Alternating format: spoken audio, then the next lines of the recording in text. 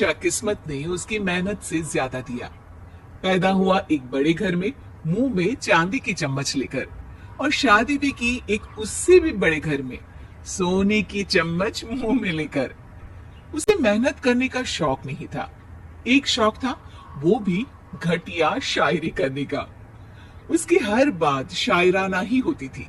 जैसे कि एक दिन, दूर से देखा तो चांद पे दाग था, दूर से देखा तो चांद पे दाग था, पास से देखा साबुन का छाग था। ठोको ताली। अरे ऐसी शायरी करोगे तो ताली तो पता नहीं, कोई तुमको ही ठोक देगा।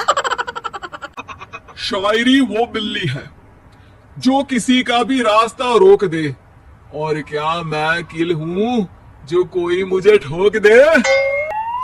मुझे तो आपसे बात ही नहीं करनी। मैं निकला था गाड़ी लेके, लेकिन दौड़ के जा रहा हूँ।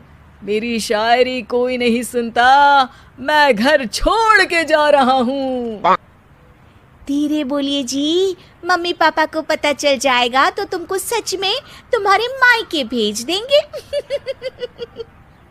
सस्ते साबुन से मेरी कॉलर चमकी नहीं, सच में चला जाऊंगा, मेरी बात कोई धमकी नहीं। अगर शायरी ही सुनानी है तो सुनाओ, लेकिन कोई काम धंधा भी तो करो। मेरे पिताजी के पास बहुत पैसा है, तो घर जमाई बन के खा रहे हो, और कल जा रहे हो ना अपने मायके, तो आज ही चले जाओ मेरी बला से। हमें तो अपनों ने लूटा, गैरों में कहाँ दम था हमें। अरे चुप हो जाओ, तुमको मिर्जा गालिब की कसम।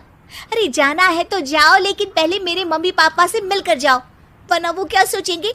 लेकिन विकी, अरे बेटा, तू अचानक बहू तो बिल्कुल बदल गई है, मुर्गी हाथ से निकल गई है। अरे क्या हुआ बेटा? उसकी आती नहीं है, मेरी जाती नहीं है। मैं करता हूँ शायरी, उसे भाती नहीं है। मेरे पास उसका फोन आया था बेटा, सही कह रही है वो। तुमको काम करना चाहिए, तभी तो इज्जत मिलेगी। घर जमाई बनके सास ससुर के पैसों पर कब तक ऐश उड़ाते रहोगे? मेरी जिंदगी में हर तरफ से उंगली हो रही है, फोन पर मेरी चुगली हो रही है। अरे चुगली नहीं कर रही थी बहू, वो तेरा भला चाहती है बेटा। सूखे हुए कपड़े को भी गीला कह रहे हैं लोग, चुगली करने को मेरा भला कह रहे हैं लोग। ठोको ताली। ये सुन के माँ अपने हाथ से अपना सर पीट लेती है। अरे माँ, ताली की जगह माथा क्यों ठोक रही हो? बेटा तू ना आराम कर, तेरे पिताजी भी आने वाले हैं, खाना लगा देती हूँ। विकी अपने घर भी दिन भर टीवी देखता है, तरह तरह का खाना खाता है, दोपहर तक सोता है, चाय पीता है, वीडियो गेम खेलता है, बस काम करने नहीं जाता। घर में नौकर चाकर है तो बिस्तर से हिलने तक की जरूरत नहीं पड़ती। कई बार तो विकी अपने नौकरों को बिठाकर शायरी सुनाता रहता। कब जाओगे बेटा? अरे कैसी बात कर रहे हैं डैडी, क्या आप मेरे फादर नहीं? आप मुझे भगाना चाहते हैं क्या? ये मेरा घर नहीं। अरे नहीं बेटा, तुम्हारा ही घर है। हम तो चाहते थे कि तुम यहीं रहो और मेरा काम आगे बढ़ाओ, लेकिन तुम ही चले गए घर जमाई बनने। अरे मेहनत तो गधे भी करते हैं, मैं अच्छी किस्मत लेके पैदा हुआ हूँ, मैं घर जमाई हूँ, ससुराल का फूल गेंदा हुआ हूँ। ठोको ताली। पिताजी और माँ सच में ताली बजा देते हैं। ऐसा पहली बार होता है जब विकी की शायरी पर किसी ने ताली बजाई हो। अरे आप लोग सच में ताली बजा रहे हैं?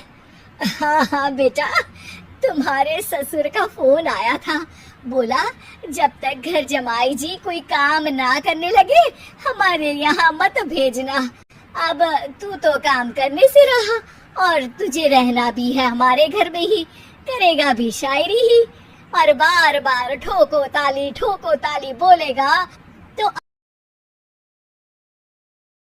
आदत डाल ही लेते हैं ताली ठोकने की। विकी उसी वक्त खड़ा होता, फिर से आ गए? लेकिन सुमन को देखते ही विकी पिघल जाता है। अब सुमन, आई एम सॉरी, आज से ना मैं सिर्फ शायरी ही नहीं बल्कि काम भी करूंगा। तुम अपने ऑफिस में बात कर लेना, कोई भी मेहनत का काम कर लूंगा। मैं घर जमाई बन के रहूंगा लेकिन काम करूंगा और इज्जत से रहूंगा। मतलब सिर्फ तुम नहीं आए हो, तुम्हारे साथ तुम्हें अकल भी आ गई है। मैं अपने कारखाने का मैनेजर बनाता हूँ तुमको, कल से मेरे साथ चलना वहाँ। थैंक यू ससुर जी। थैंक यू से काम नहीं चलेगा, एक शायरी सुनानी पड़ेगी। जरूर जरूर। ससुर के पास पैसा होते भी मेहनत जिसको भाई है, वही सच्चा दामाद है, वही अच्छा घर जमाई है। ठोको ताली। सब विकी की शायरी पर ताली ठोक देते हैं। शिक्षा, जब किस्मत आपको बहुत सारा दे दे तो उसकी कद्र करनी चाहिए और मेहनत करना कभी नहीं भूलना चाहिए।